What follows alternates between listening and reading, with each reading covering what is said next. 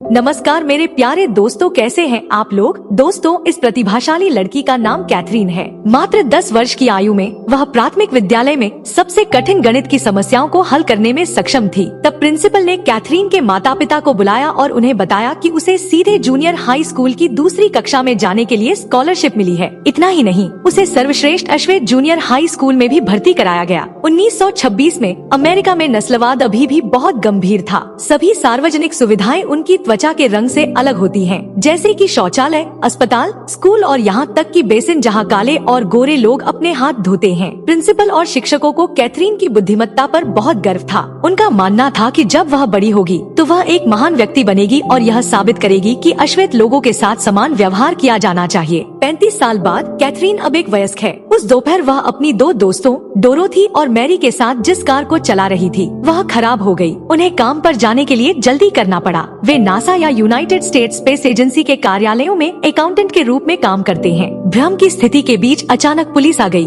उन दिनों काले लोगों पर बहुत संदेह था। उन्हें सड़क पर लापरवाही से रुकने की भी मनाही थी। अगर कोई काला व्यक्ति रुकता तो उसे गिरफ्तार कर लिया जाता। मैरी ने तब उन्हें बताया कि वे तीनों नासा में काम करते हैं और अगर वे देर से आते तो अमेरिकी रॉकेट उड़ान भरने में विफल हो सकता था। यह स्पष्टीकरण सुनकर पुलिस उनकी मदद करने को तैयार हो गई। नासा के कार्यालय में सरकारी कर्मचारी रूस के रॉकेट के आसन्न प्रक्षेपण के बारे में समाचार देखते देखे गए। इस समाचार ने तब राष्ट्रपति के दूत को परेशान कर दिया। फिर उन्होंने हैरिसन नामक नासा के प्रमुख से रूस के साथ प्रतिस्पर्धा करने के लिए जल्दी से एक रॉकेट बनाने की मांग की। कार्यालय में पहुंचकर वे सीधे काम पर चले गए। जब वे असाइनमेंट वितरित कर रहे थे, अचानक मिशेल नाम की उनकी बॉस आई और फिर कैथरीन को अंतरिक्ष अनुसंधान प्रभाग में जाने का आदेश दिया। जब मिशेल चली जाती है तो डोरोथी उसके पीछे दौड़ती है। उसने रूम सुपरवाइजर बनने के लिए पदोन्नति मांगी क्योंकि उसने कई वर्षों तक रूम सुपरवाइजर के रूप में काम किया था, लेकिन उसका वेतन अभी भी एक नियमित कर्मचारी के वेतन की तरह ही गणना किया गया था और कभी एक पैसा भी नहीं बढ़ाया गया था। हालांकि मिशेल ने अहंकार से सोचा कि डोरोथी इसके खिलाफ। मैरी ने फिर रॉकेट के साथ समस्या के स्रोत के बारे में विस्तार से समझाने की कोशिश की। विश्लेषण सुनकर उसका बॉस बहुत हैरान हुआ और फिर उसने कहा कि वह मैरी को रॉकेट असेंबली तकनीशियन बनने के लिए बढ़ावा देगा। उसके बॉस को मैरी के लिंग या त्वचा के रंग की परवाह नहीं थी। ऐसी आपात स्थिति में उसे रूस के खिलाफ प्रतियोगिता जीतने के लिए केवल विशेषज्ञों की आवश्यकता थी। इस बीच कैथरीन को अभी अंतरिक्ष अनुसंधान प्रभाग में स्थानांतरित किया गया है क्योंकि उसे एक सफाई सेवा के लिए भी गलत समझा गया था। जब वह हैरिसन से मिली तो बिना किसी और बात के हैरिसन ने तुरंत पूछा,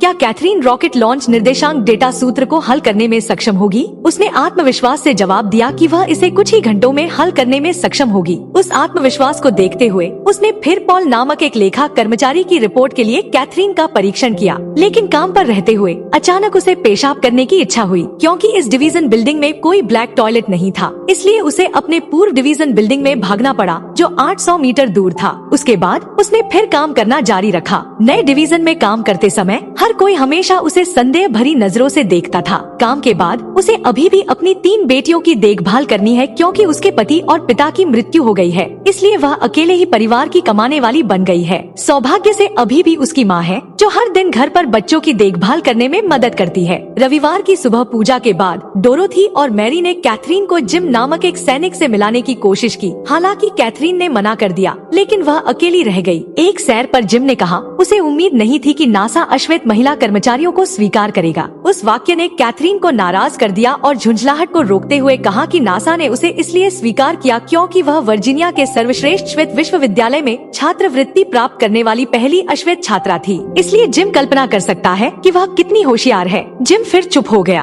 अपने दिल में उसने कहा, वह नाराज क्यों है? अगले दिन कार्यालय में जब वह कॉफी लेना चाहती थी तो उसने एक छोटा कॉफी पॉट देखा जिस पर लिखा था, विशेष रूप से अश्वेतों के लिए। अपने दिल में वह केवल धैर्य रख सकती थी और फिर वह काम पर वापस चली गई। कुछ ही देर बाद पॉल फॉर्मूला फाइल देने आया। जब जांच की गई तो वह भ्रमित थी। इतने सारे स्क्रिबल्स क्यों? जैसे कि वह जानबूझकर उसे धमकाने की कोशिश कर रहा था ताकि वह फॉर्मूला पूरा न कर सके, लेकिन वह अपने दिमाग से बाहर नहीं थी। जैसे ही उसने स्क्रिबल्स को पढ़ने के लिए दीपक की रोशनी का इस्तेमाल किया, यह पता चला कि फाइल में डेटा व्हाइट बोर्ड पर डेटा के समान है क्योंकि यह स्पष्ट नहीं है। फिर उसने सीधे ब्लैक बोर्ड पर काम करना चुना। जब वह शौचालय गई तो हैरिसन, पॉल और पूरी शोध टीम कैथरीन की गिनती से हैरान हो गई। अब तक उन्होंने सूत्र को पूरा करने के लिए कड़ी मेहनत की है, लेकिन कुछ ही मिनटों में वह इसे खुद ही पूरा करने में कामयाब रही। हैरिसन के कमरे के अंदर कैथरीन से कई कर्मचारी पूछताछ कर रहे थे। पॉल ने पूछा कि सूत्र को कैसे हल किया जा सकता है। भले ही उसने बहुत सारे डेटा को काट दिया था, फिर भी उसने विस्तार से बताया कि उसने यह कैसे किया। यह सुनने के बाद हैरिसन ने पॉल को फटकार लगाई और उससे कहा कि अब से उसे जितना संभव हो उतना डेटा प्रदान करना होगा ताकि यह परियोजना जल्दी से पूरी हो सके। जब वे आराम कर रहे थे तो मिशेल उनके पास आई। उसने पूछा कि क्या यह सच है कि मैरी रॉकेट असेंबली तकनीशियन के रूप में पदोन्नत होना चाहती थी। मिशेल ने बताया कि मैरी का आवेदन अस्वीकार कर दिया जाना चाहिए क्योंकि उसने एक मुख्य आवश्यकता को पूरा नहीं किया है,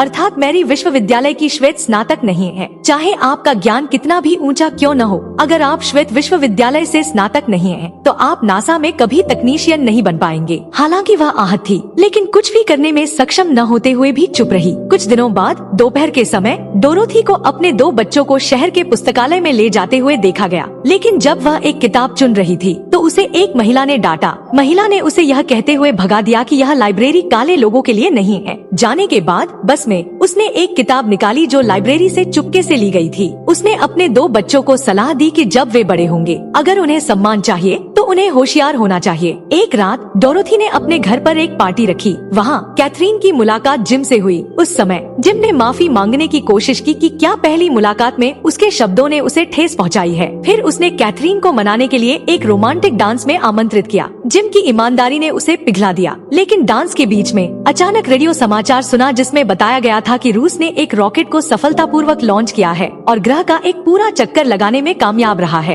एक पल के लिए माहौल शांत हो गया। सुबह सुबह ऑफिस में हैरिसन ने घोषणा की कि इस पल से सभी को तब तक ओवरटाइम काम करना होगा जब तक कि उनके द्वारा बनाया गया रॉकेट सफलतापूर्वक अंतरिक्ष में उड़ान नहीं भर सकता। लेकिन कई दिनों बाद भले ही हर कोई लगातार ओवरटाइम काम कर रहा हो, रॉकेट परीक्षण अभी भी विफल हो रहे हैं। अगले दिन नासा ने एक बिंदु सूत्र के निर्देशांकों की स्वचालित रूप से गणना करने के लिए एक परिष्कृत मशीन खरीदी, लेकिन दुर्भाग्य से नासा का एक भी कर्मचारी ऐसा नहीं है जो इसे संचालित कर सके। रात को जब किसी को पता नहीं चला कि एक नई गणना करने वाली मशीन है, तो डोरोथी चुपके से इंजन रूम में चली गई। फिर पूरी रात अध्ययन किया कि मशीन कैसे काम करती है। अगले दिन उसने समझाया इस नए इंजन के साथ अश्वेत अकाउंटेंट की नौकरी खतरे में पड़ सकती है। इस बीच मैरी श्वेत पुरुषों के विश्वविद्यालयों में से एक में प्रवेश के लिए आवेदन करने के लिए अदालत गई। परीक्षण कार्यक्रम प्राप्त करने के बाद वह वापस कार्यालय गई और फिर अपने बॉस से कहा कि वह हार नहीं मानना चाहती। वह रॉकेट इंजीनियर बनने के लिए श्वेत पुरुषों के विश्वविद्यालय में प्रवेश पाने की पूरी कोशिश करेगी। कुछ दिनों बाद हैरिसन को आश्चर्य हुआ कि कैथरीन अक्सर काम के घंटों के दौरान क्यों चली जाती है, भले ही आराम करने का समय न हो।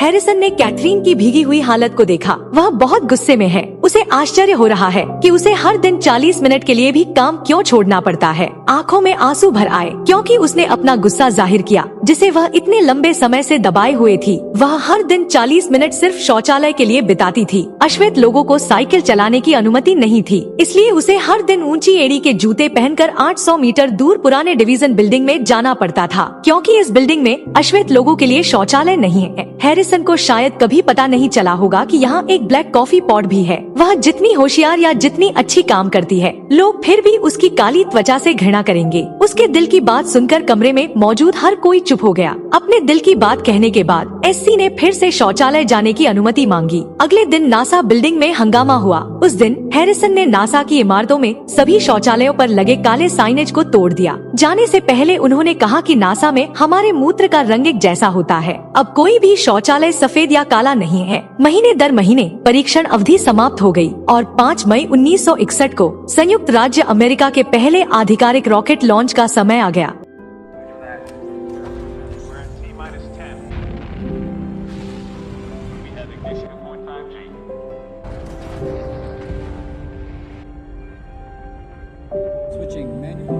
रॉकेट सफलतापूर्वक अंतरिक्ष में उड़ गया। अमेरिकी सफलता का जश्न मनाते हैं। नासा रॉकेट के रचनाकारों को तब राष्ट्रपति जॉन एफ कैनेडी से पुरस्कार मिला, जो तब तक संतुष्ट नहीं थे। अपने भाषण में राष्ट्रपति कैनेडी ने कहा कि अमेरिका रूस के खिलाफ प्रतियोगिता जीतने के लिए अंतरिक्ष की खोज जारी रखेगा। दिन ब दिन कैथरीन और जिम का रिश्ता और भी गहरा होता गया। इस बीच अदालत में मैरी जज को समझाने की कोशिश करती दिखी। उन्होंने नासा में पहली महिला इंजीनियर बनने के लिए एक श्वेत व्यक्ति के विश्वविद्यालय में प्रवेश के लिए आवेदन किया। शायद अब मैरी ने कुछ हासिल नहीं किया है, लेकिन उसे यकीन था अगले कुछ सालों में उसका नाम दुनिया की सबसे महान महिलाओं में से एक के रूप में अमर हो जाएगा और तब जज का नाम भी पहली जज के रूप में दर्ज हो जाएगा जिसने अश्वेत लोगों को श्वेत लोगों के विश्वविद्यालयों में पढ़ने का मौका दिया। उसके बातचीत करने के तरीके ने जज को प्रभावित किया। जज ने उसे अनुमति दे दी। कार्यालय में कैथरीन ने परियोजना के अगले रॉकेट लॉन्च के लिए गणना सूत्र पर काम करने की अनुमति मांगी। हालांकि पॉल उसके खिलाफ था, लेकिन पिछले काम के परिणामों को देखते हुए हैरिसन ने कैथरीन पर भरोसा करने का फैसला किया।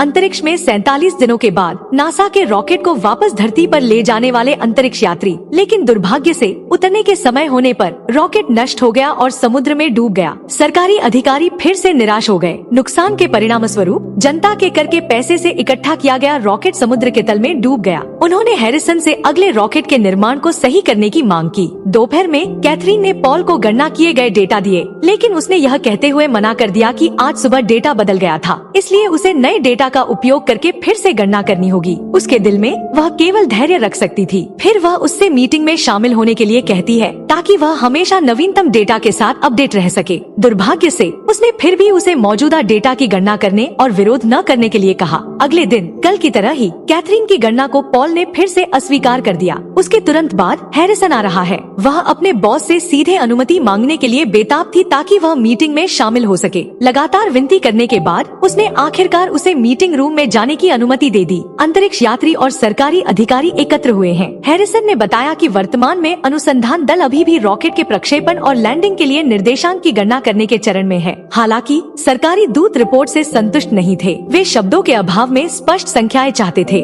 उन्हें कैथरीन को सबके सामने व्यक्तिगत रूप से गणना करने के लिए कहना पड़ा। हर कोई हैरान था। मुश्किल फॉर्मूला जो अब तक हल नहीं हो पाया है, जैसे तैसे उसने इसे कुछ ही मिनटों में पूरा कर लिया। हैरिसन ने सहजता से कहा कि कुछ ही दिनों में डेटा पूरा हो जाएगा। दूसरी ओर नासा की स्वचालित गणना मशीन कैसे काम करती है, इसका लंबे समय तक अध्ययन करने के बाद उस दिन डोरोथी चुपके से मशीन को चलाने की कोशिश कर रही थी। जब इंजन चल रहा था, अचानक दो अधिकारी आ गए। अधिकारी भ्रमित था, इंजन क्यों काम करता है, हालांकि कोई भी इसे दोष नहीं दे सकता। अगले दिन मिशेल ने डोरोथी को देखा, फिर बताया कि उसका बॉस चाहता था कि डोरोथी कैलकुलेटर चलाए और बाकी सभी अश्वेत अकाउंटेंट को निकाल दे। यह सुनकर वह कहती है कि मेरी कुछ शर्तें हैं। मैं तभी काम करूंगी जब मेरे साथ सभी अश्वेत लोग काम करेंगे और उन्हें जॉब से निकाला नहीं जाएगा। मिसाइल एग्री हो जाती है। मैरी पहले दिन कॉलेज जाती है तो वहाँ सभी लोग भ्रमित हो जाते हैं और कहते हैं कि यहाँ पर अश्वेत महिला क्यों है। उसने बताया कि वह इस परिसर में कानूनी रूप से नामांकित है क्योंकि इसके पास लाइसेंस है।